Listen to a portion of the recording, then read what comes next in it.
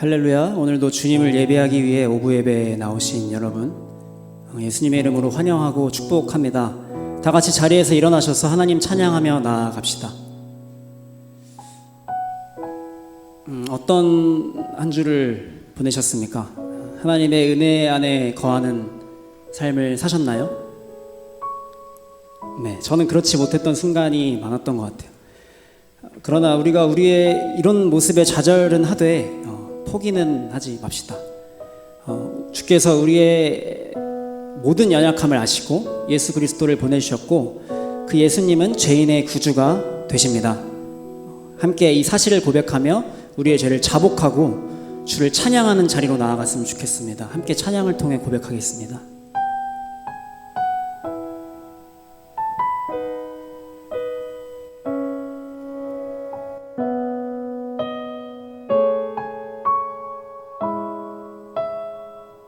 주 없이 살 수 없네. 주 없이 살 수 없네. 죄인의 구주여,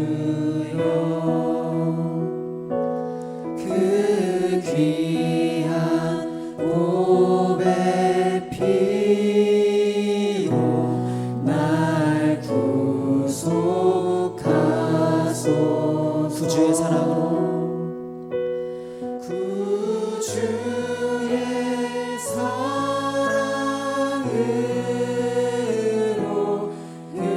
흘리신 보혈이 내 소망 나의 위로 내 영광. 주 없이 살 수 없네. 주 없이 살 수 없네. 죄인의 구주여, 그 귀한 보배 피로 날 구속하소서. 구주의 사랑으로, 구주의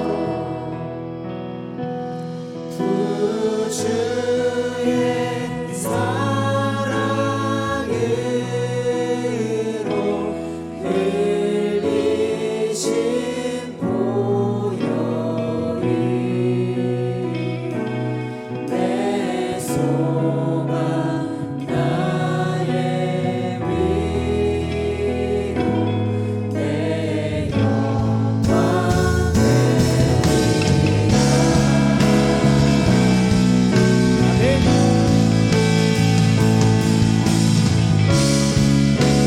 주 없이 살 수 없네. 다시 한번 고백합니다. 주 없이 살 수 없네. 죄인의 구주여,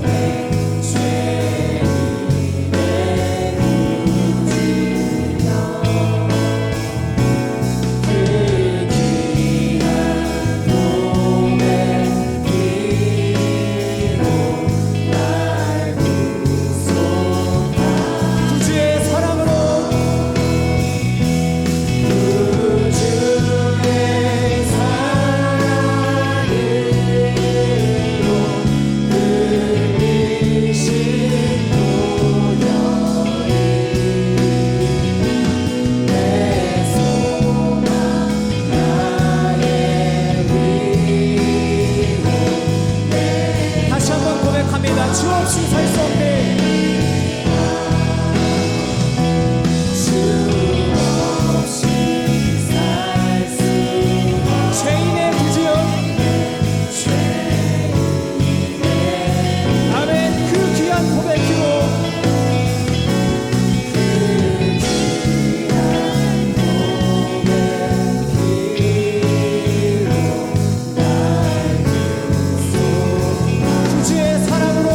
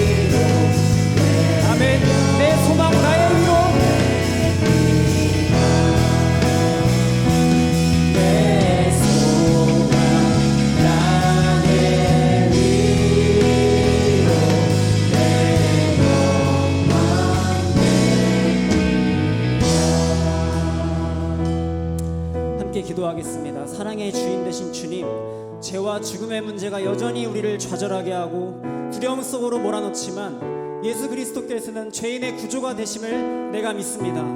나의 소망과 위로와 영광이 되시는 예수님, 이 시간 당신의 넓은 사랑으로 우리를 끌어안아 주시고 우리가 주님을 예배할 수 있도록 우리를 중보하여 주옵소서. 함께 간구하는 마음으로 기도합니다. 기도하시겠습니다. 오, 사랑의 주님 아버지 감사합니다. 이 시간 우리가 주님의 영광 앞으로 나아갑니다. 주님의 영광 앞으로 나아갑니다. 주님의 십자가 앞으로 나아갑니다.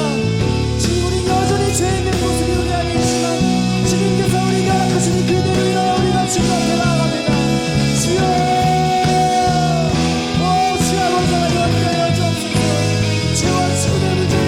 주님, 그 예수 그리스도를 내가 바라보고 나아갑니다. 오, 주 아버지 하나님 역사하여 주옵소서. 이 시간 찾아와 주시고 말씀하여 주시고 주의 진리를 알게 하옵소서. 오, 주 아버지 하나님, 이 시간 사랑으로 우리 가운데 함께 하시고 있습니다.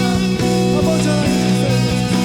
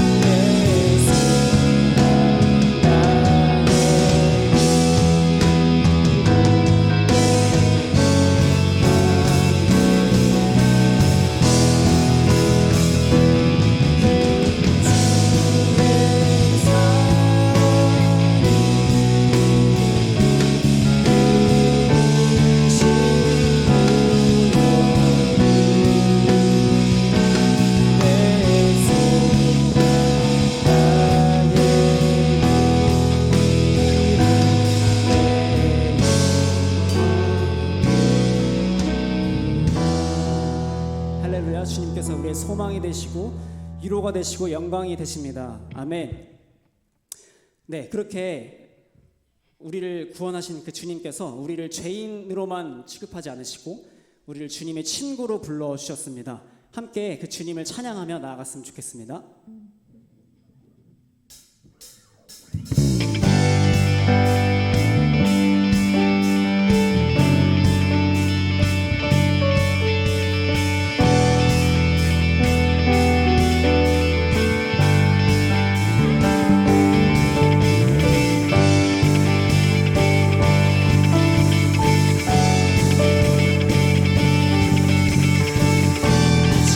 주님을 기쁨으로 찬양합니다.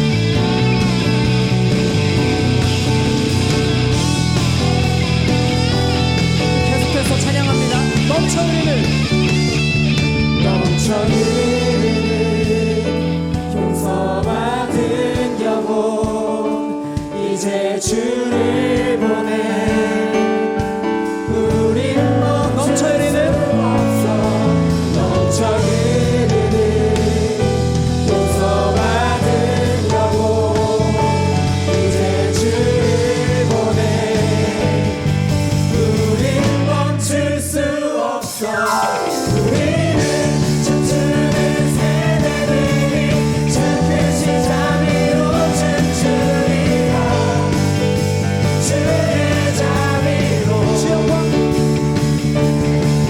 영광 외치는 세대들이 놀라운 주 영광 외치리라 주의 영광을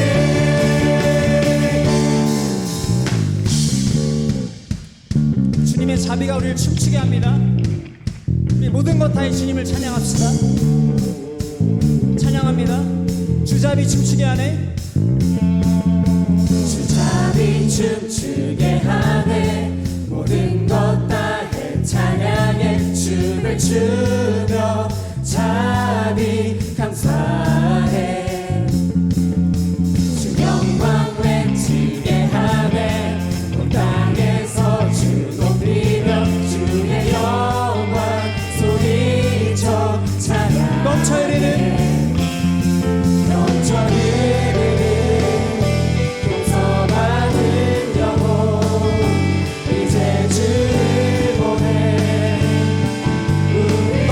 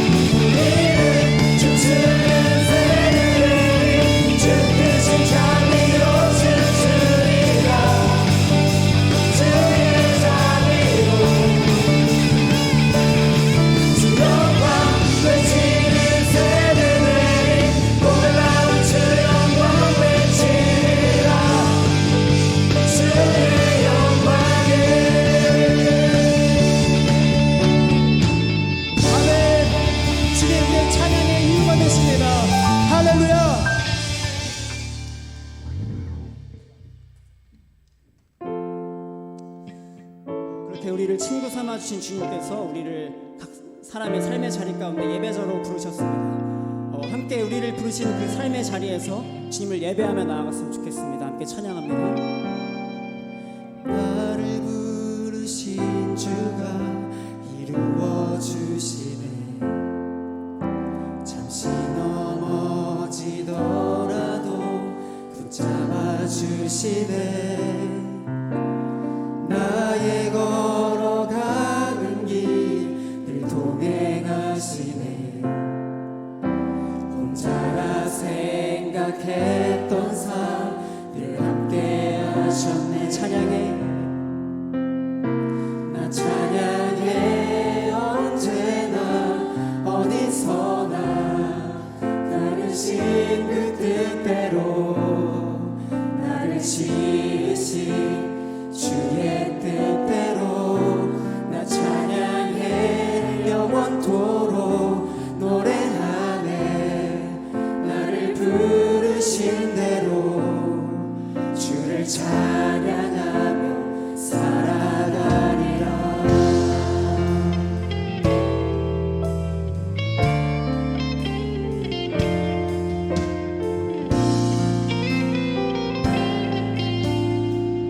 나를 부르신 주가 부르신 주가 이루어주시네. 잠시 넘어지더라도 붙잡아주시네. 나의 걸어가는 길 늘 동행하시네.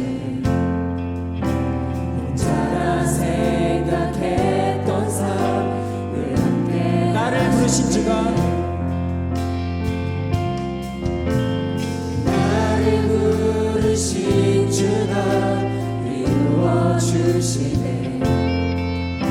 잠시 넘어지더라도 붙잡아주시네. 나의 걸어가는 길 늘 동행하시네. 혼자라 생각했던 삶 늘 함께하시네. 나 찬양해. 찬양해. 언제나 어디서나 부르신 그 뜻대로, 나를 지으신 주의 뜻대로 나 찬양해. 영원토록 노래하네. 나를 부르신 대로 주를 찬양하며 살아가. 나 찬양해. 나 찬양해. 언제나 어디서나 부르신 그 뜻대로, 나를 지으신 주의 뜻대로 나 찬양해. 영원토록 노래하네. 나를 부르신 대로 주를 찬양하며 살아가리라. 아멘.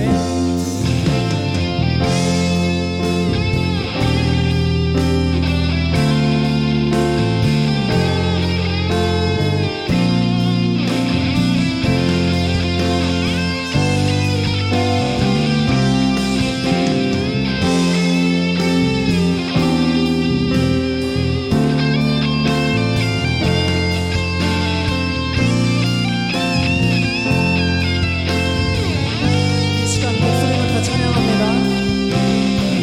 나 찬양해. 나 찬양해. 언제나 어디서나 부르신 그 뜻대로, 나를 지으신 주의 뜻대로 나 찬양해. 영원토록 노래하네. 나를 부르신 대로 주를 찬양하며 살아가. 나 찬양해. 나 찬양해. 언제나 어디서나 부르신 그 뜻대로,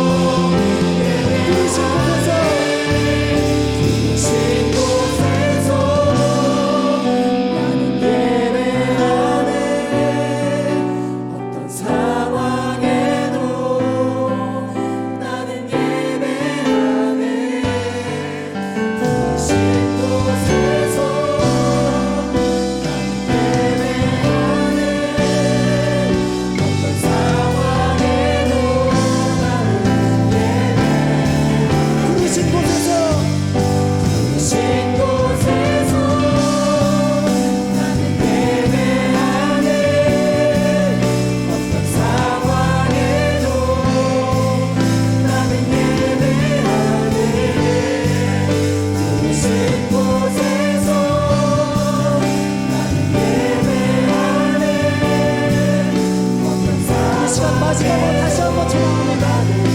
부르신 곳에서 할렐루야. 부르신 곳에서 나는 예배하네. 어떤 상황에도 나 주님을 예배하네. 부르신 곳에서 주님, 우리가 이 시간 말씀을 통하여 나를 부르신 그 자리에서 주님을 예배하기 원합니다. 함께 주님의 한번 간절히 부르짖고 기도합니다.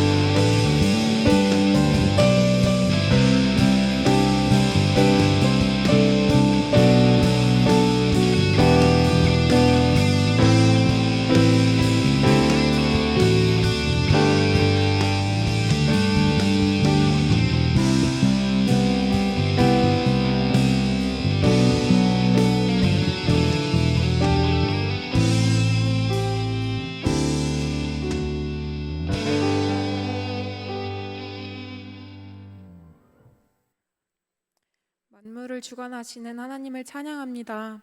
한 주간도 저희들을 지켜주셔서 오늘 함께 모여 예배하게 하시니 감사합니다. 아름다운 성전을 주시고 귀한 공동체를 주셔서 함께 모여 예배할 수 있음이 정말 큰 은혜입니다.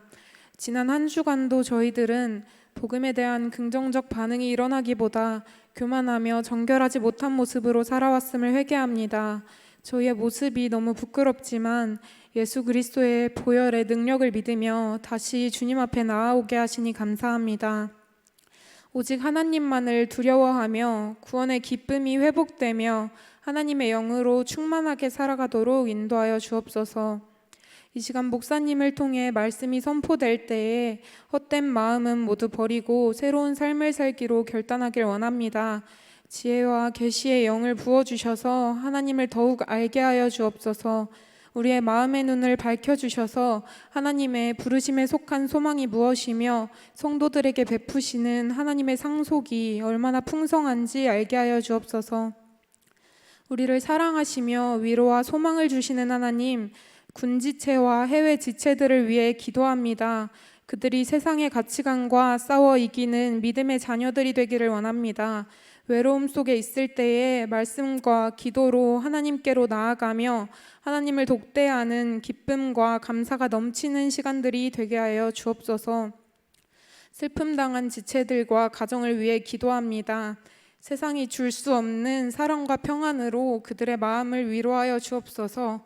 그 무엇도 우리들을 하나님의 사랑에서 끊을 수 없음을 믿사오니 예수 그리스도를 힘입어 넉넉히 이겨내도록 붙잡아 주옵소서. 선교지로 주신 조도, 인도, 캄보디아와 열방을 위해 기도합니다. 이 땅의 영혼들이 예수를 그리스도로 믿지 못하며 짓고 있는 죄가 너무 많습니다.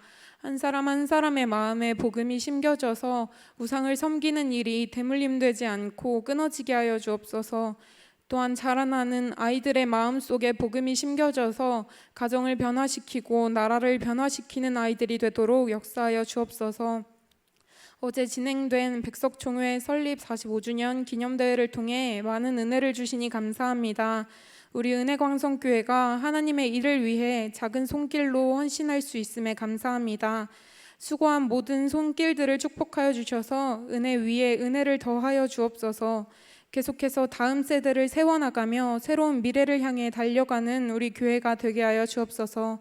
저희들을 하나님 나라의 자녀로 불러주심에 감사합니다. 이 땅에 소망이 없다고 여겨질 때 오직 하나님 나라의 소망을 품게 하시며 이 땅에 부르신 소명을 품고 살아갈 수 있도록 인도하여 주옵소서. 때로는 저희가 교만함과 약함으로 시험에 빠질까 두렵습니다. 좋은 말들로 포장하면서 이웃과 공동체를 정죄할까 두렵습니다. 하나님의 부르심에는 실수가 없음을 믿사오니 우리들의 어떠함이 아니라 하나님의 신실함을 믿으며 하나님의 섭리와 주권에 철저히 순종하는 삶을 살게 하여 주옵소서. 예수 그리스도의 이름을 선포하며 승리하는 삶을 살게 하여 주옵소서. 세상에 수많은 대적이 있지만 하나님께서 항상 우리 편에서 싸우심을 믿습니다.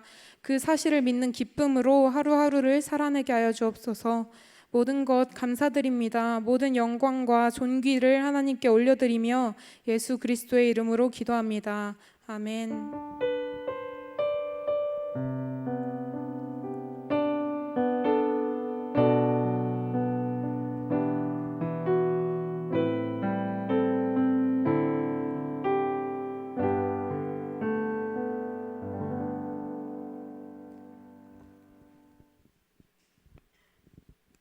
네, 오늘 우리에게 주신 하나님의 살아있는 말씀은 사도행전 14장 8절에서부터 18절까지의 말씀입니다.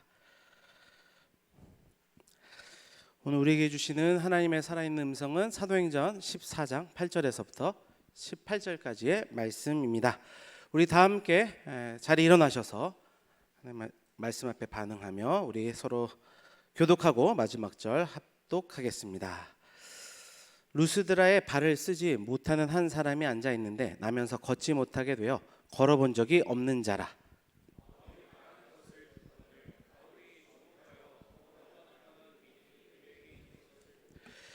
큰 소리로 이르되 내 발로 바로 일어서라 하니 그 사람이 일어나 걷는지라.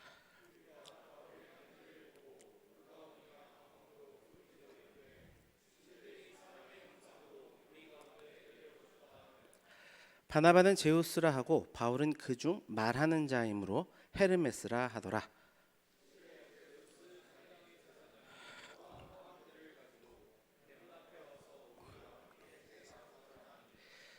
두 사도 바나바와 바울이 듣고 옷을 찢고 무리 가운데 뛰어 들어가서 소리 질러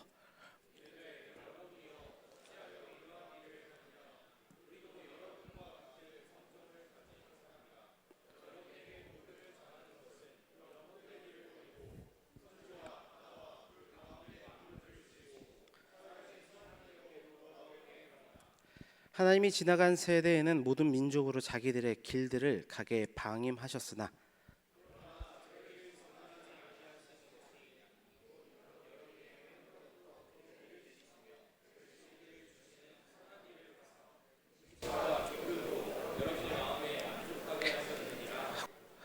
이렇게 말하여 겨우 무리를 말려 자기들에게 제사를 못하게 하니라. 아멘. 네, 우리 자리에 앉아주시고요. 잠깐 기도하고 우리 말씀 대하겠습니다. 아버지 감사합니다. 우리가 주님이 말씀하시는 그 성산 앞에 서 있습니다.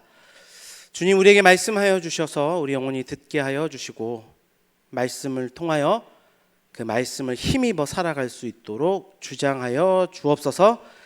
모든 것 주님께 의탁드리며 예수 그리스도의 이름으로 기도드립니다. 아멘. 성경을 관통하는 하나의 주제, PPT로 시작을 해보겠습니다. 성경을 관통하는 하나의 주제죠. 여러분, 킹덤 오브 갓, 바실레이아 투 데우, 직역하자면 하나님의 왕국이라는 뜻이에요. 사실 좋은 단어들을 이단이 먼저 선점을 해가지고 쓰지 못하는 좀 아쉬운 단어들 중에 몇 가지가 있는데 그 중에 한 가지가 이제 왕국이라는 개념이죠. 다른 무엇보다 왕국이라는 개념이 가지고 있는 그 통치의 개념이 아주 분명하게 나타난 그 단어이기 때문에 하나님의 왕국, 이건 되게 좋은 단어인데 잘 쓰지를 못해요. 그거 자주 쓰면 이제 이단으로 오해를 받으니까. 근데 하나님의 왕국이라는 단어가 이 통치, 다스림이 있다라는 측면에 있어서는 굉장히 좋은 것이다. 그리고 그 왕국은 이미 도래했습니다. 그러나 최종적 완성은 not yet이다. 아직 이루어지지 않았다. 이걸 하나님 나라의 이중 구조라고 이야기하죠. 이미 임했지만 아직 임하지 않은 하나님의 나라. 우리는 그 사이를 살아가고 있어요. 그리고 그 가운데 왕좌의 게임이 벌어지는 겁니다. 우리의 인생은. 그렇죠. 그래서 하나님의 왕자에 앉아서 통치를 하고 계시는가? 아니면 스스로 통치한다고 생각하지만 사실은 실상은 세상 공중 권세 잡은 마귀의 통치를 받느냐? 이 이야기가 타락한 인류의 역사다. 그렇게 보시면 간단합니다. 통치의 개념으로 봤을 때요. 여러분, 이것은 누가 교회를 다니는가 그렇지 않는가 이야기가 아니죠, 여러분. 잘 아시잖아요. 교회를 열심히 다녀도 오히려 하나님의 통치를 벗어나 살 수 있습니다. 아니, 오히려 더 대척점에 이르기도 하죠. 그럼 어디서 볼 수 있었냐면 예수님 당시에 종교 지도자들. 예수님은 다른 사람들은 뭐라고 안 했어요. 뭐 간음한 사람, 뭐한 사람, 이 사람들을 막 이 독사의 새끼들 이렇게 안 했거든요. 그런데 가장 복음의 대척점에 있던 자들을 종교 지도자들의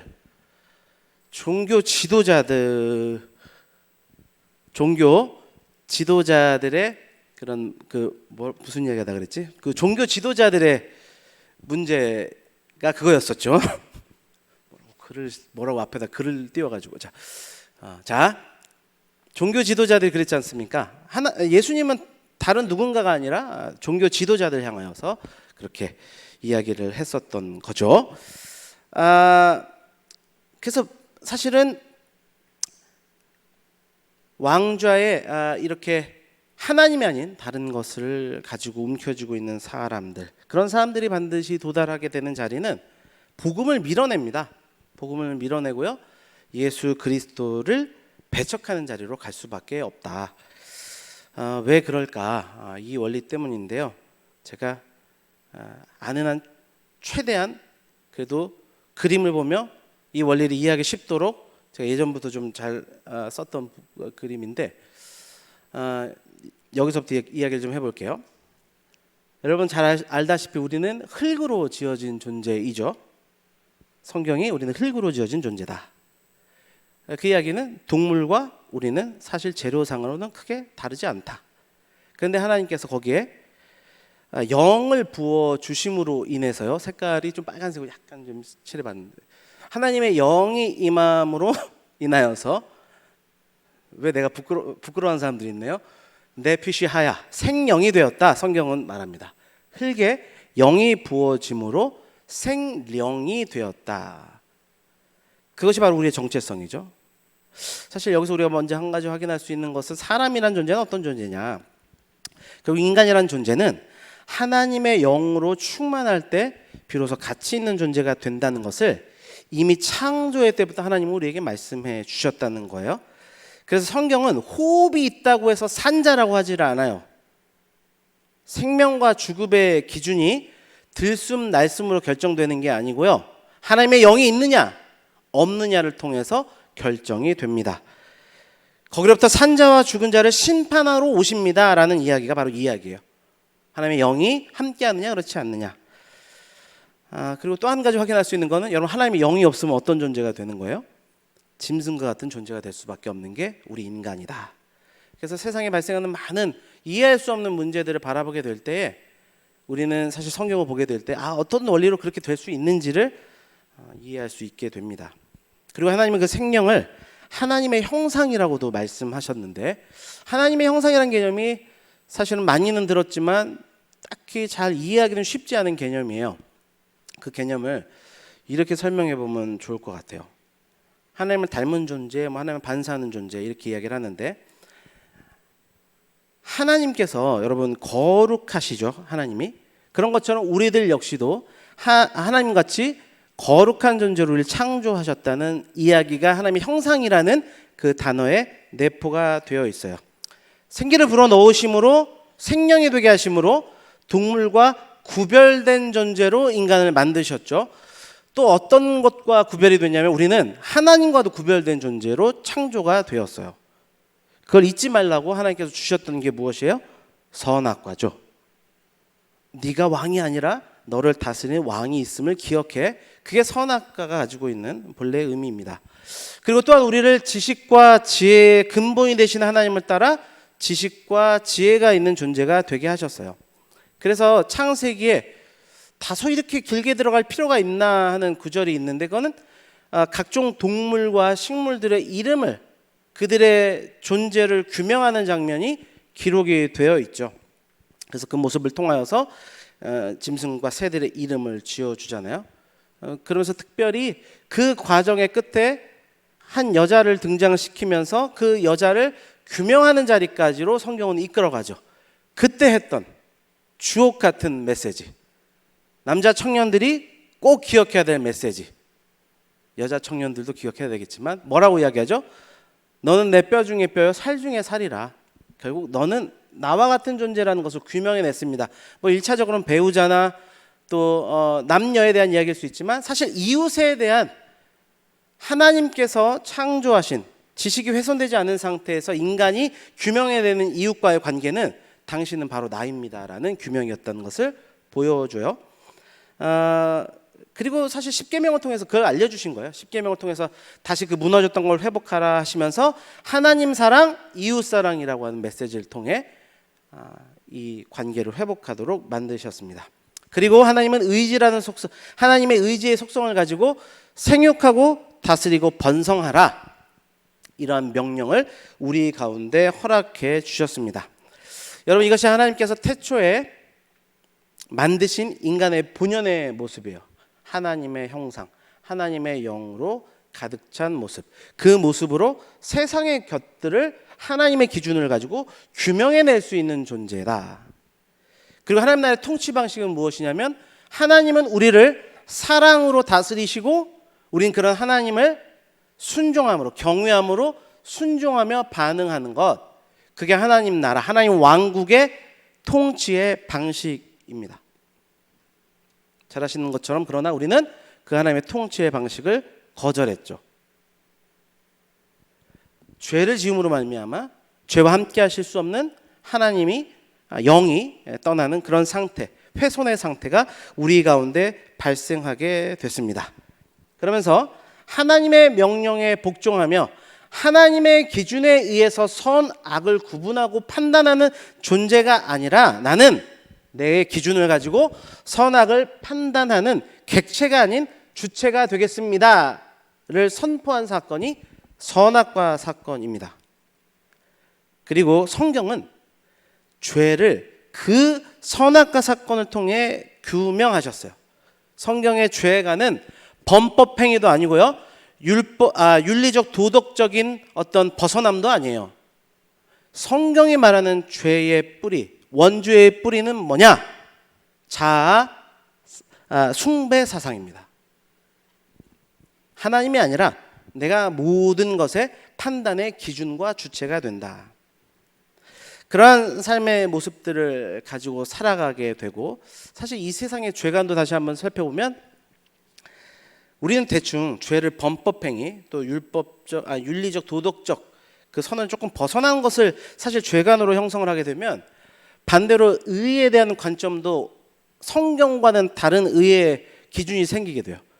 그래서 그런 사람들은 몇 가지를 행한 것을 가지고 그걸 의롭다 생각해서 다른 사람을 비난하고 정죄하는 자로 가게 되는 겁니다.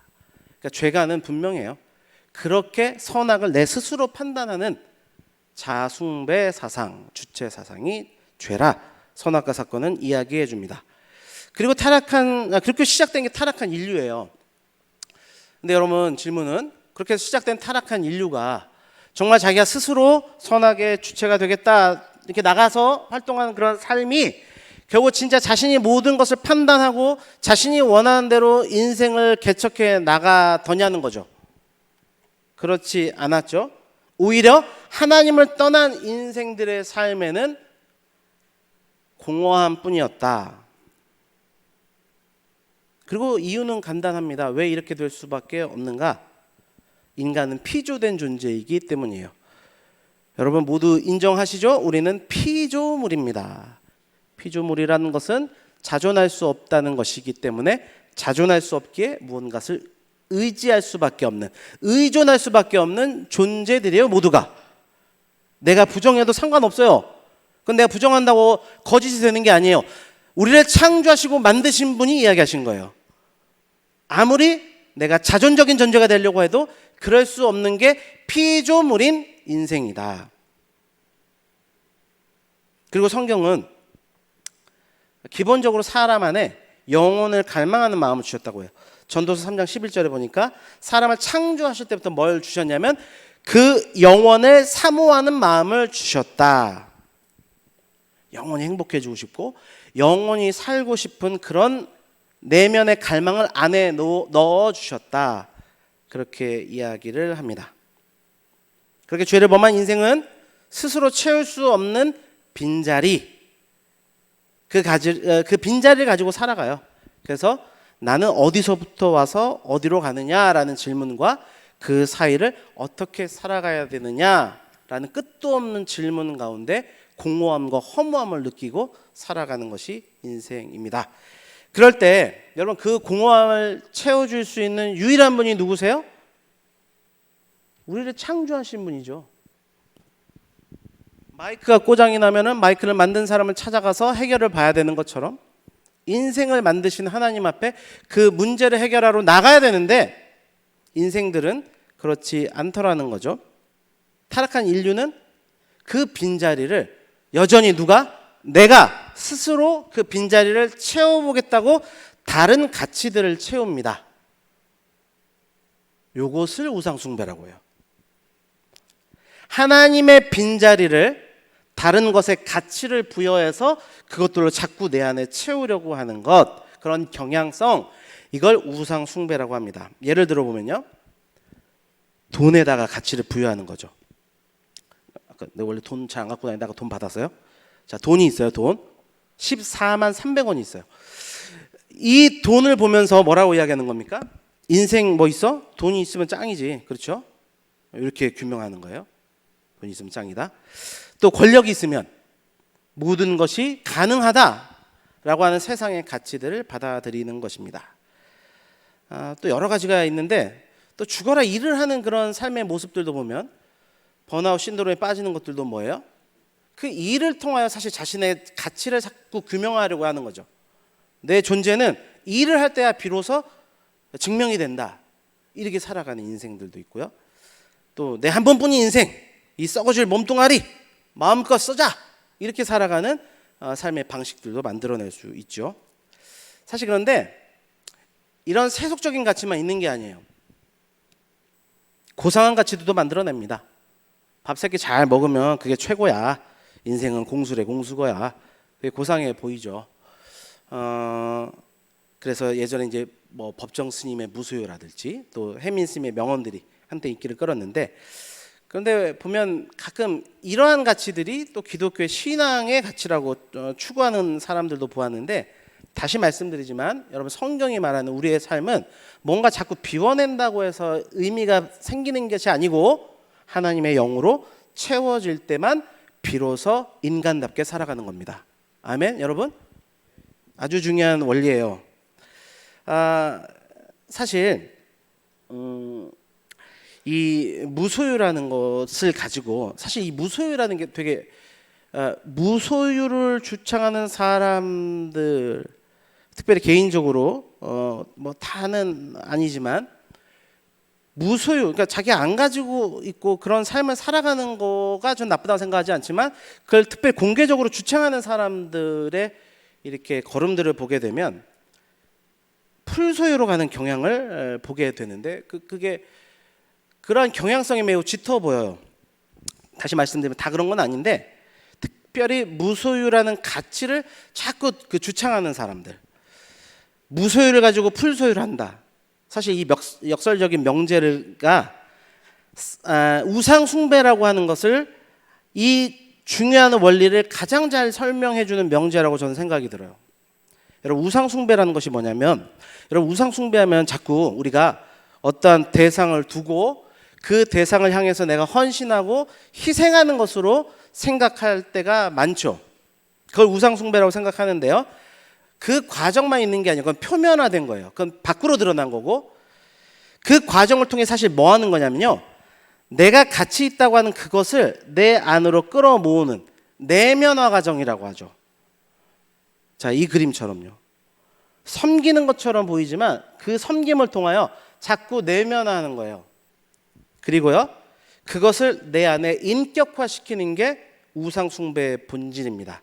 우상숭배는 타자 숭배가 아니라 자아 숭배예요. 여전히. 다시. 자, 돈이 이거 있어요. 돈이 있으면 원래 하나님의 사람들은 어떻게 해야 돼요? 하나님의 기준을 가지고 돈은 무엇이냐? 돈은 하나님의 것이다. 돈은 하나님의 나라를 위한 도구가 되어야 된다. 그 가치로 돈을 규명해내야 돼요. 그런데 우상숭배의 죄에 빠진 사람들은 어떻게 합니까? 이 돈을 내 안으로 내면화, 인격화시켜서 자꾸 자신의 가치를 뭘로 증명하려고 하는 겁니까? 연봉이 얼마인 나, 얼마를 가진 나, 그게 나의 가치로 판단이 들고 그걸 자꾸 드러내고 규명하는 자리로 가게 되더라는 거죠. 지식으로는요, 어떤 대학을 나온 나, 어디서 일하는 나. 여러분, 그런데 자꾸 이렇게 내면화, 인격화시키는 이런 과정들이 익숙하고 그런 우상숭배적 삶이 익숙한 사람들의 삶의 지향점은 뭐가 되냐면, 그래서 소유라는 가치를 가장 중요하게 생각하게 되는 거죠. 근데 다시 말씀드려요, 여러분, 그렇게 소유한다고 해서 이 영혼의 빈자리가 채워집니까? 이거는 본질적으로 될 수가 없어요. 이런 문제에 봉착하게 되니까 인생들이 자꾸 소유를 극대화시켜서 살아가는 사람들이 이 문제에 봉착하게 되면서 또 하나의 가치를 내놓는데, 그게 뭐예요? 지배라는 가치예요. 왜요? 그렇게 노력했는데, 그렇게 소유했는데 사실 실상은 채워지지 않으니까 반대급부를 요구하게 되어 있죠. 그래서 소유라는 가치가 증대되면 증대될수록 그 가치에 함몰된 사람들은, 그렇지 않은 사람들도 있지만 그 가치에 충실한 사람들은 반드시 지배라는 욕구의 자리로 가게 되는 거예요. 그래서 많은 것을 가지고 있다고 하는 사람들이 갑질논란이라든지 이러한 것들은 어떻게 보면 당연한 수순일 수 있어요. 타락한 인류의 지향점은 명확합니다. 가치될 만한 것들을 자꾸 숭배하여 끌어모아 자아를 더욱더 견고하게 만들어서 소유해서 더 많은 것을 지배하는 것입니다. 그래서 무소유한다면서 풀소유할 수 있는 거예요. 무소유라고 하는 다른 사람들이 잘 못하는 컨텐츠를 자꾸 활성화시켜서 나의 인기와 명성이라는 실제적으로 내가 얻고자 하는 것을 얻어내서 나를 인격화시키는 것. 그래서 그걸 통해 풀소유라고 하는 반대급부를 내 안에 만들어내는 것. 여러분, 이런 세상 가운데 복음이라고 하는 것은 어떠한 역할을 합니까?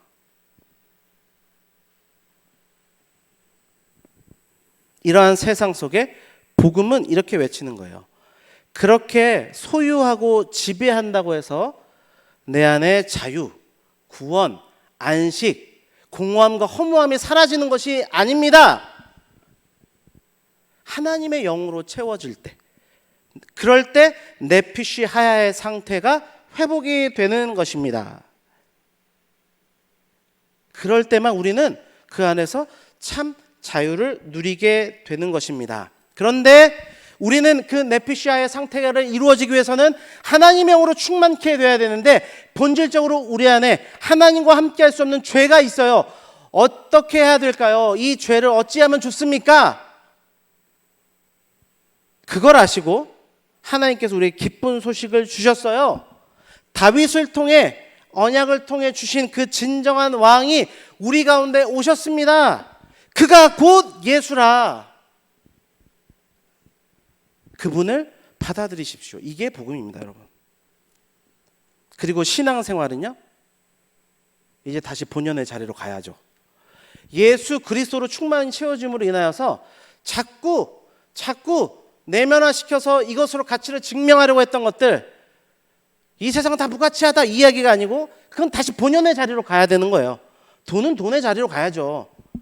외모는 외모, 다 본연의 자리로 돌아가게 만드는 것. 내 안에는 예수 그리스도로 충만한 상태가 되는 것.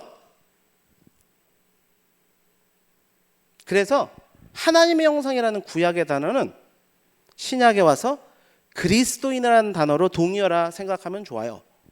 하나님의 형상, 그리스도인 같은 개념이에요. 네피시 하야, 하나님의 영으로 충만한 사람, 성령 충만한 사람은 동의어라 보시면 됩니다. 그래서 우리의 일상의 삶 속에 예수로 충만하고 성령의 충만한 삶을 향하여 끝없이 지향해 나가는 것이 성화이고 그것이 우리의 신앙생활인 것입니다. 그리고 우리가 저번 주에 들은 말씀은 여러분 이 모든 것이 결국 뭐예요? 하나님의 은혜잖아요. 하나님이 시작하셨고 하나님이 결론 맺으시고 하나님이 다 이루시잖아요. 이걸 뭐라고 합니까? 하나님의 은혜라고 하죠. 그 은혜 안에 거하라. 바울과 바나바가 이야기했던 메시지가 동일한 메시지입니다. 그런 의미에서 또한 저번 주 말씀을 생각하시면서 서로 권하며 인사합시다. 하나님의 은혜 가운데 거하십시오. 여러분 이 원리로 살아가는 겁니다. 이 원리로 살아가는 거예요. 저번 주 말씀을 기억하시죠? 바나바 바울이 복음을 접한 자들, 예배를 드리고 회당을 마치고 나간 그 사람들에게 권면하는 내용, 복음을 들고 살아가려고 애를 쓰는 그 자들에게 권면한 내용, 항상 하나님의 은혜 가운데 거하십시오. 그런데 이 메시지를 기억하지 못하고 결국 그 삶을 따르지 못했던 사람들의 반응은 어떤 모습이었어요, 여러분?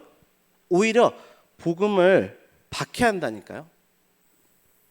복음을 받아들일 수가 없어요. 예수 그리스도가 자꾸 들어오는데 복음은 침투에 들어오는 거예요.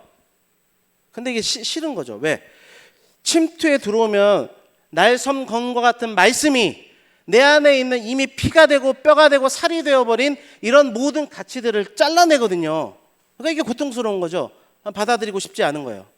그러니까 자꾸 밀어내죠. 그러니까 어떻게 해요? 주의 메시지가 들어오니까 이것들을 거부하는 자리로 가더라. 메시지를 반박할 수 없으니 메신저를 죽이고 박해하고 비방하고 하는 자리로, 선동하고 비방하고 쫓아내는 자리로 가더라. 그것이 복음의 대표적인 반응이었습니다. 메시지를 반박할 수 없을 때 메시지를 공격한다. 이 표면적인 반응은 누구나 알아요.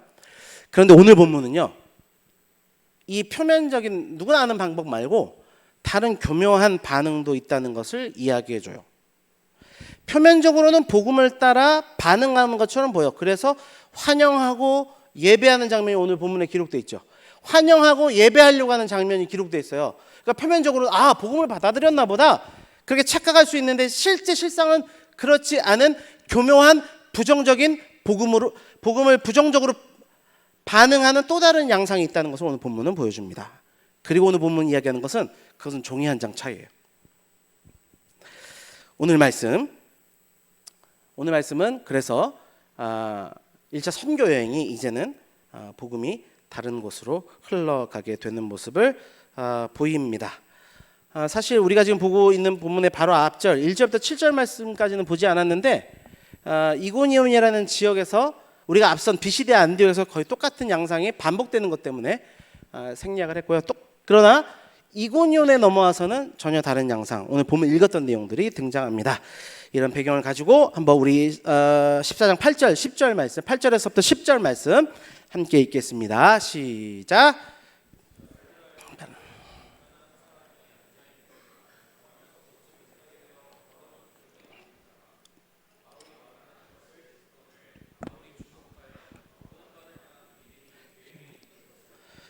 큰 소리로 이르되 내 발로 바로 일어서라 하니 그 사람이 일어나 걷는지라. 아멘. 말씀을 전파하는 곳에 말씀을 잘 듣는 사람이 있었어요. 근데 그 말씀을 전하면서 전하는 자가 깨닫게 되는 거예요.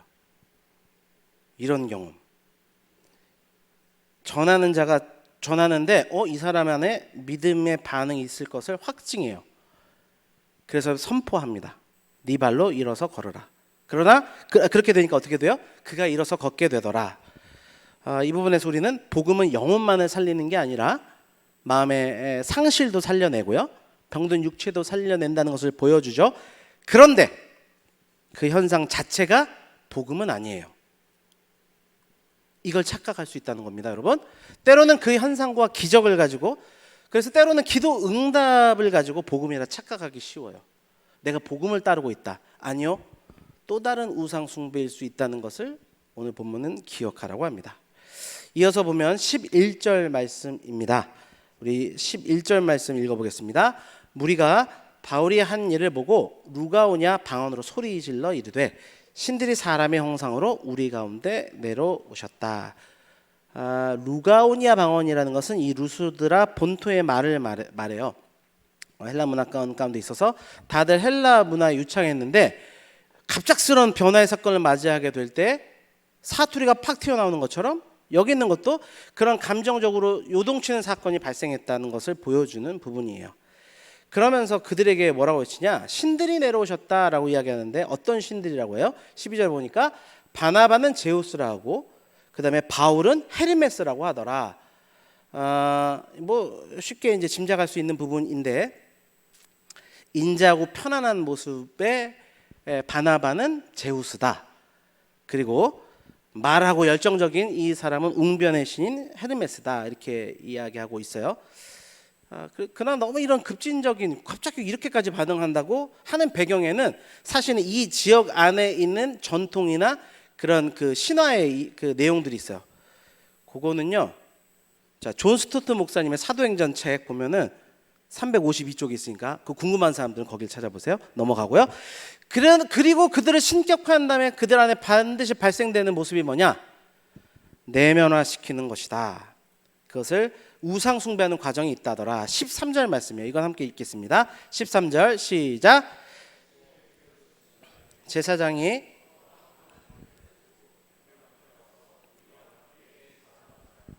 제사장을 불러와가지고 제사로 가는 장면까지 가게 되더라. 제사를 드리라고 했습니다. 예배하려고 한 거예요. 예배 반응이 일어났어요.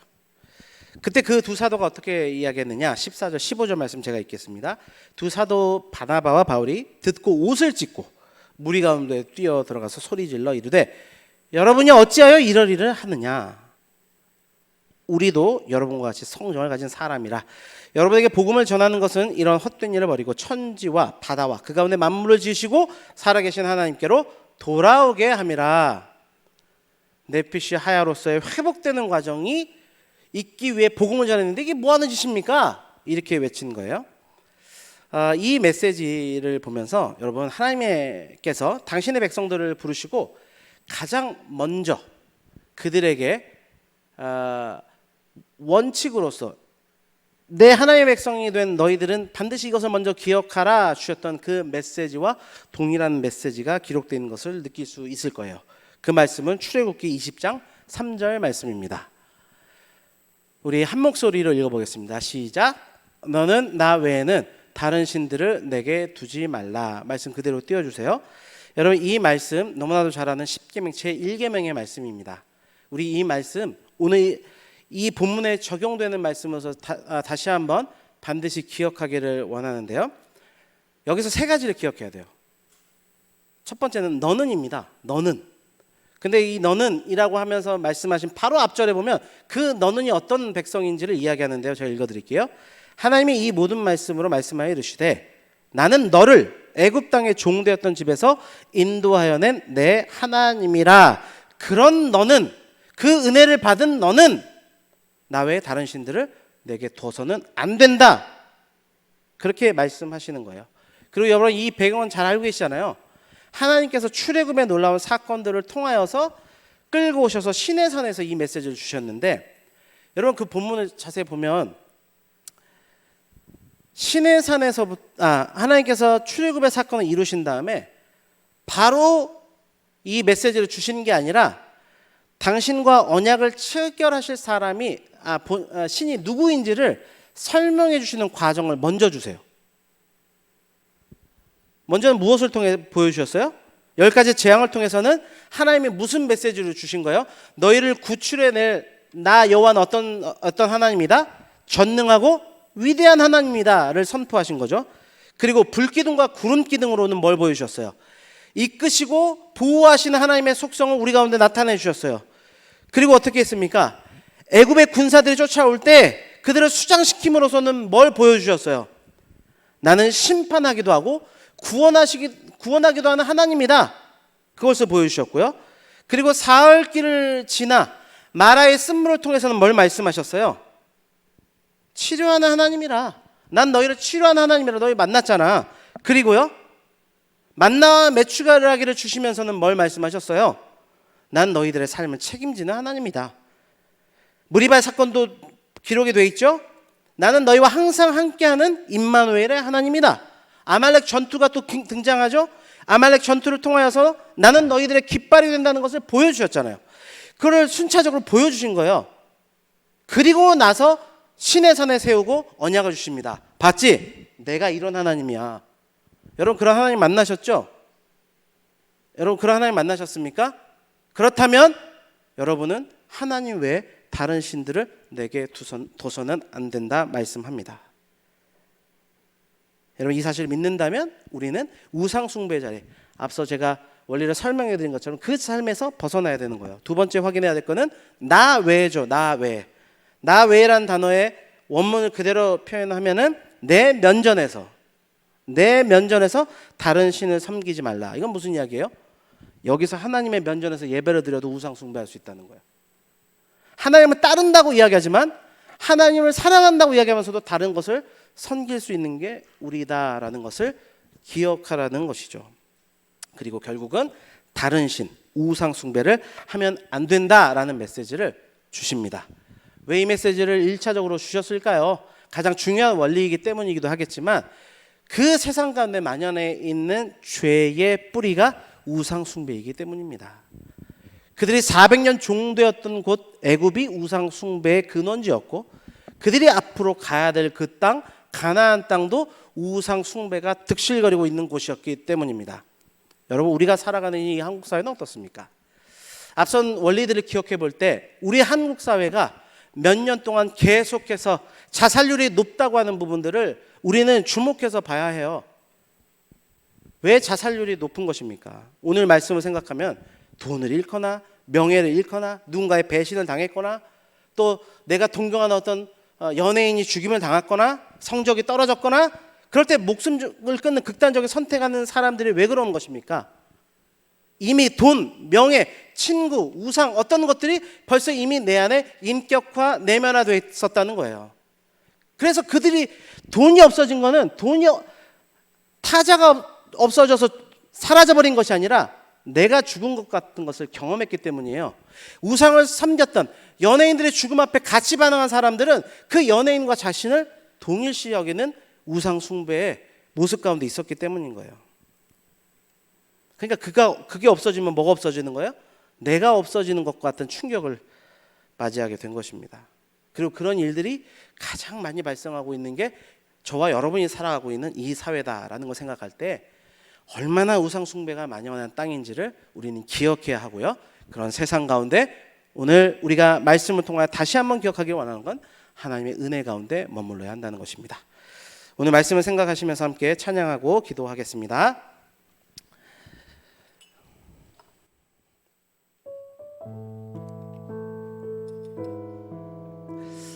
사실 저번 주에도 우리가 같은 흐름 안에서 말씀을 살폈는데 주의 은혜 가운데 항상 거하십시오. 주의 은혜 가운데 하나님의 은혜 가운데 늘 있으라 라고 하는 이 메시지를 듣고 또 이렇게 반응한 친구들의 모습을 보게 됐는데 그 중에 한 지체가 이 고백을 이렇게 표현했더라고요. 주의 장막 안에 늘 거하는 삶을 살기를 원한다.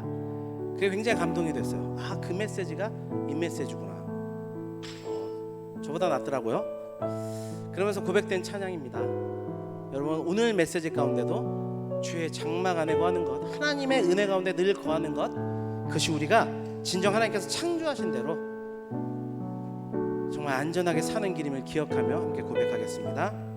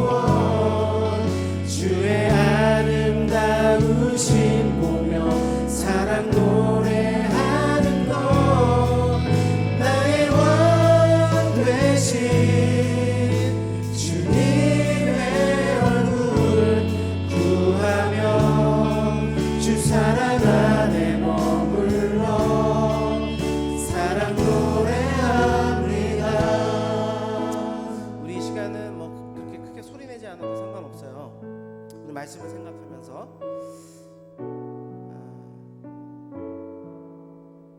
내 안에 이미 피가 되고 골수가 되어버리고 뼈가 되어버린 우상 숭배, 그러니까 내가 가치 있다고 여기며 하나님보다 우선순위 여기고 있는 것들이 무엇인지를 오늘 기도하는 가운데 발견하기를 원합니다. 여러분 진지하게 반응했으면 좋겠어요. 생각해봐요. 기도하는 가운데 깨닫게 하여 주옵소서. 우선순위가 바뀌어있던 부분들이 있다면 주여 용서하여 주시고 다시금 오늘 성령의 충만한 은혜를 부어주셔서 내 안에 골수가 되고 피가 되어버린 모든 우상들을 제거하여 주시고 주의 장막 안에 거하는 축복의 역사가 우리 가운데 있게 해달라고 함께 기도하며 나아가겠습니다. 아버지 하나님 감사합니다. 오늘 말씀을 기억하며 내가 기도하기를 원합니다. 내 안에 무엇이 어느새 들어와 우상이 되어버렸습니까? 그것을 가지고 내면화시키고 인격화하여서 그것과 나를 동일시 여기며 얼마나 그것으로 만족을 누리고 있었는지, 만족을 누리고 있는 것처럼 위선적 삶을 살았는지 말씀 가운데 발견할 수 있도록 주여 주장하시고 함께하여 주옵소서. 우리가 기도하는 가운데 나아가는 것은 우리의 간절한 소망은 다시금 그 주의 아름다우신 가운데 우리가 거할 수 있도록 인도하여 주시고 주의 얼굴을 보할 때 그 사랑하는 우리가 더욱더 충만히 경험하는 역사들이 있도록 주장하시고 함께하여 주옵소서. 주님을 바랍니다. 아버지 이 말씀을 향하여 깊이 있게 나아갈 때 아버지 우리 가운데 참된 회복을 주시고 변화 역사를 일으켜 주시기를 원합니다. 아버지 도와주시옵소서. 우리가 주님을 놓고 사모하는 사랑하는 삶을 향하여 더욱더 진지하게 나아갈 수 있는 우리의 삶이 될 수 있도록 주장하시고 아버지 주시기를 간절하게 소망합니다. 아버지 인도하여 주시고 아버지 주장하여 주옵소서. 아버지 하나님 오늘 말씀의 거울을 통하여 우리 안에 우상들을 발견케 하시니 감사합니다. 또 아직 그 말씀을 통하여 그 우상들을 보지 못했다면 주님 오늘 말씀을 기억하며 한 주간도 말씀 안에 씨름할 수 있도록 도와주십시오. 그리하여 우리 안에 머물러 있는 죄의 가치들을 끊어내고 오직 왕 대신 주님의 얼굴을 구하는 한 주의 삶이 되도록 우리를 붙드시고 인도하여 주옵소서. 모든 것 감사드리며 예수 그리스도의 이름으로 기도드립니다. 아멘. 함께 온 마음 다해 찬양하시면서 준비하신 예임을 주님께 드리겠습니다.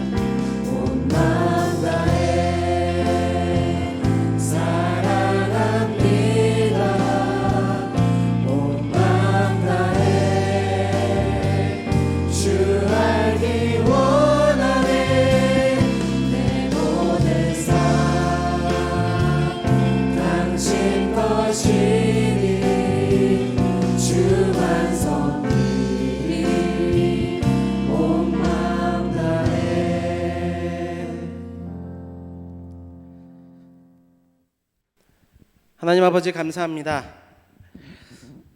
오늘 말씀처럼 물질이 우리의 신이 아니기에 이 물질이 하나님의 도구가 되기 위해 믿음을 가지고 드린 예물 주여 받아 주옵소서. 아버지 하나님, 이 물질이 쓰이는 곳마다 세상의 우상들은 무너져 내리고 그리스도의 복음만 굳건히 세워지는 역사가 있기를 간절하게 소망합니다. 아버지 하나님, 우리 지체들 가운데 주님께 예물을 드리며 이 신앙을 고백하는 자들이 더욱더 많아지도록 인도하여 주시고 거짓된 가치에 속지 않도록 주여 주장하여 주옵소서. 모든 것 감사드리며 예수님 이름으로 기도드립니다. 아멘.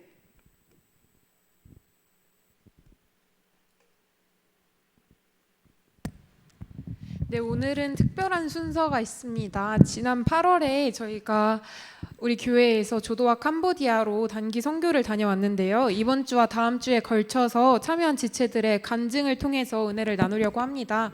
오늘은 98동기 홍다혜 자매님의 간증이 있는데요. 나오실 때 많은 박수로 격려해 주시면 감사하겠습니다. 네, 안녕하세요. 저는 이번 조도 사역에서 청년 일부 98동기 홍다혜입니다. 저는 조도 사역에서 전체 그 노방전도에서 청년부 팀장을 맡게 되었습니다. 이번 조도 여름 사역은 크게 위치학부 그리고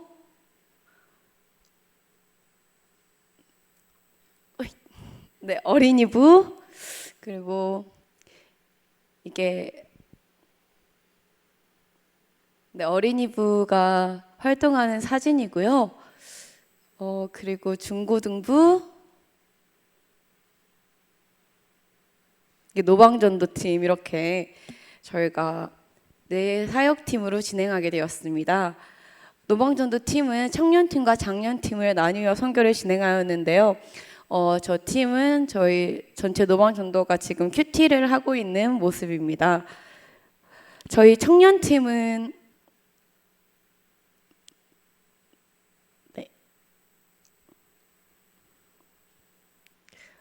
저만 이런 걸까요? 네. 청년팀은 이제 첫째 날과 둘째 날 오전 사역으로는 이제 하나로마트 앞에서 버스킹을 하였습니다. 옆에 보면은 물품이 있어요. 그 물품을 나눠드리면서 사역을 진행하였고요. 그리고 셋째 날에는 항구에서 이렇게 사역을 진행하였습니다. 그리고 보시면 첫째 날 오후에는 상조도 맹성 마을회관에서 사역을 진행하였고요. 여기가 맹성 마을회관 정자 앞에 사역을 하는 모습이고요.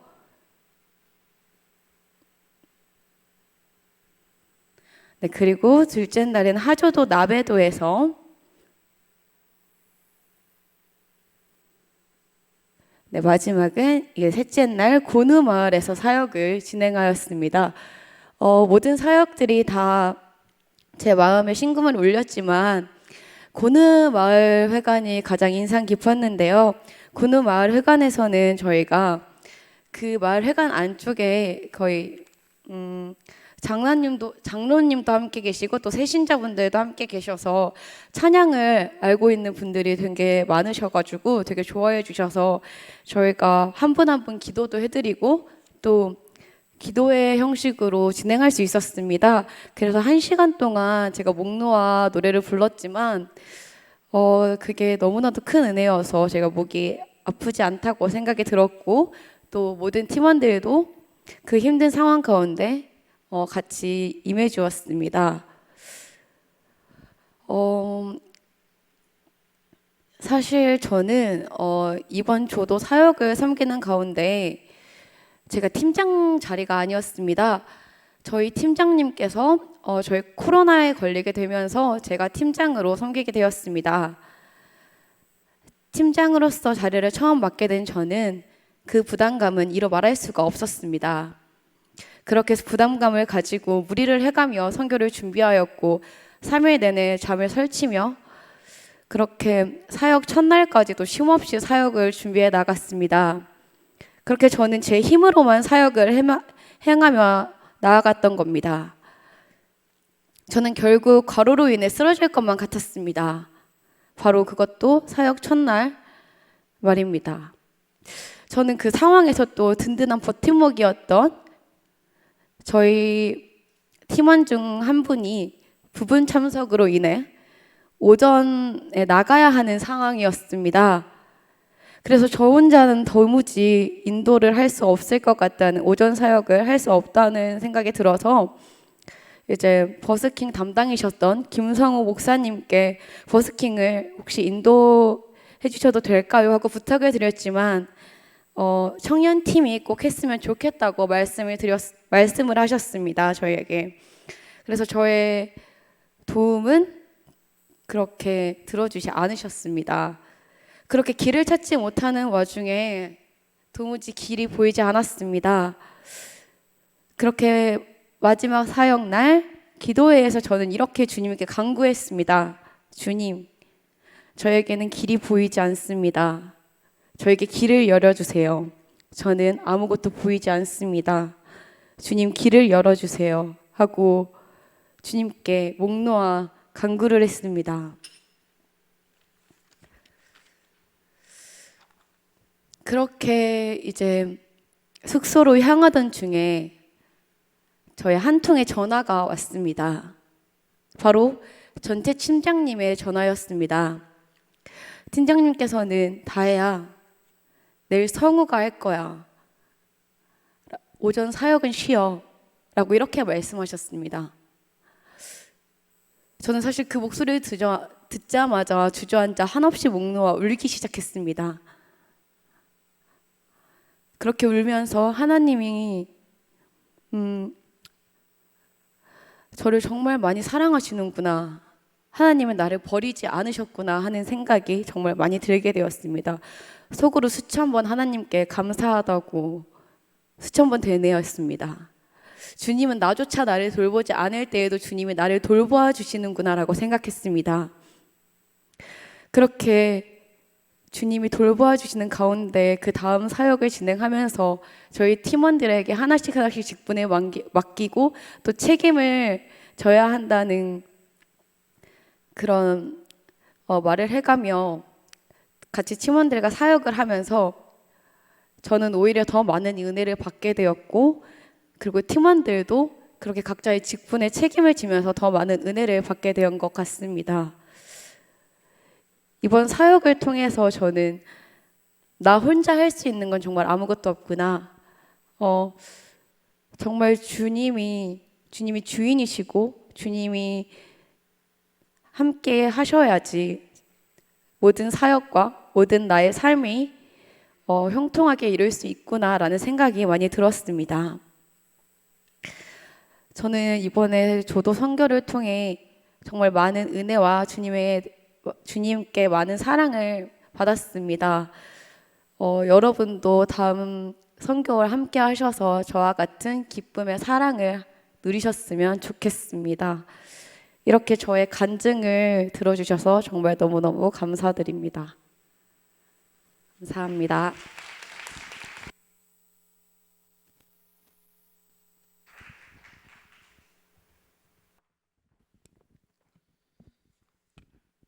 네, 감사합니다. 저도 이번에 조도 선교를 직접 못 가서 어떤 일들이 있었는지 몰랐는데 참 은혜로웠다고 이야기를 많이 들었습니다.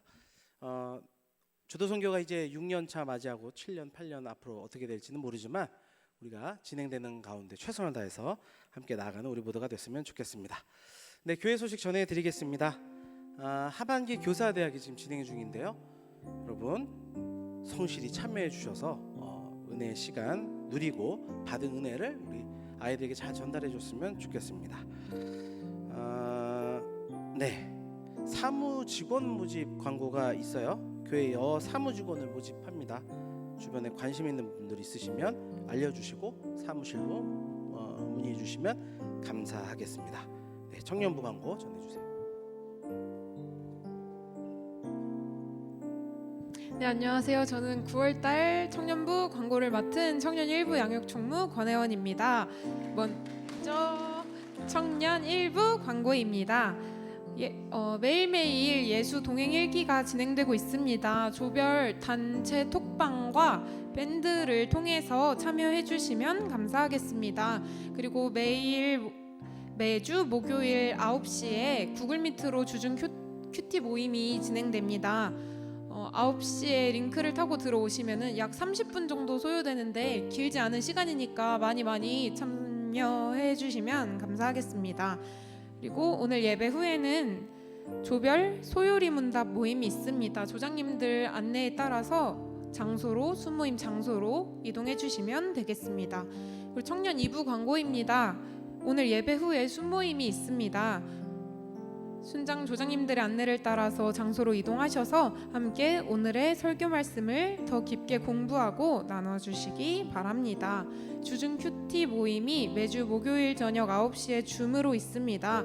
말씀 묵상의 습관화 프로젝트에 함께 동참해 주시면 감사하겠습니다. 그리고 전체 광고입니다. 오늘은 특별히 축복할 지체가 있습니다. 새가족께서 등반을 하셨는데 구이 동기 엄인용 형제님 자리에서 일어나 주시면 우리 함께 손을 뻗어서 축복하겠습니다.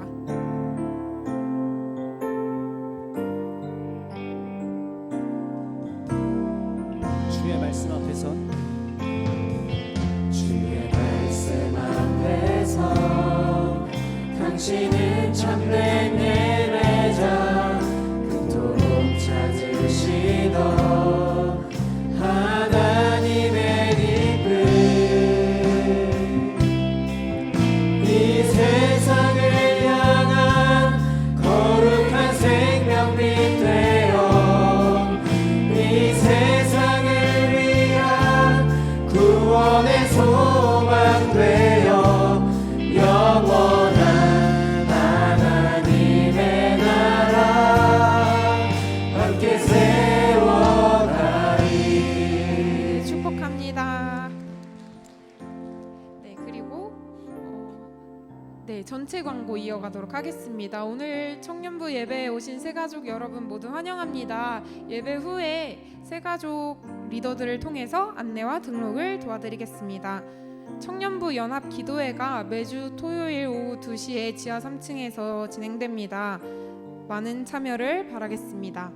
그리고 2023년 새가족 축제가 하나됨이라는 주제로 9월 16일 토요일에 아가페 채플홀에서 진행됩니다. 대상은 2022년과 23년 작년과 올해에 등반하신 등반자 여러분 그리고 새가족 여러분입니다. 많은 관심과 참여를 바랍니다. 그리고 삽지에 보시면은 4번에 은혜광성 사진전이라는 광고가 있는데 이거는 일정이 변동이 되어서 잠정 보류입니다. 추후에 다시 공지해드리도록 하겠습니다. 이상으로 청년부 광고를 마치겠습니다. 네, 감사합니다. 그 한 가지 중요한 또 광고를 놓쳤는데 어제 백석 45주년 행사에 함께 청년부를 대표해서 참여해 주신 모든 분들 진심으로 감사드리고요. 담임 목사님도 너무 감사하다고 공적인 예배를 통해서 말씀해 주셨습니다. 감사합니다. 네, 제가 축도로 모든 예배 마치도록 하겠습니다.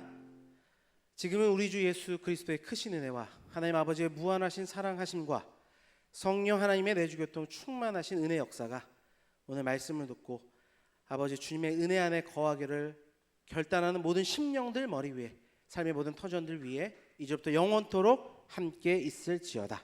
아멘.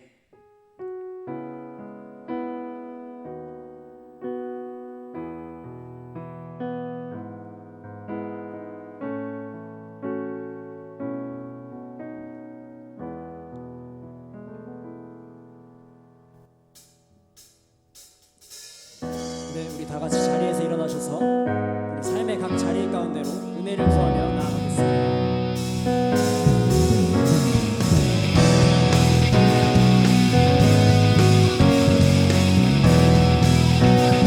오늘의 주님 내게 생명 주시니 당신은 내게 얼마나 소중한지 구원하신 주께 나의 모든 것 드려 날마다 주를 전파하기 원하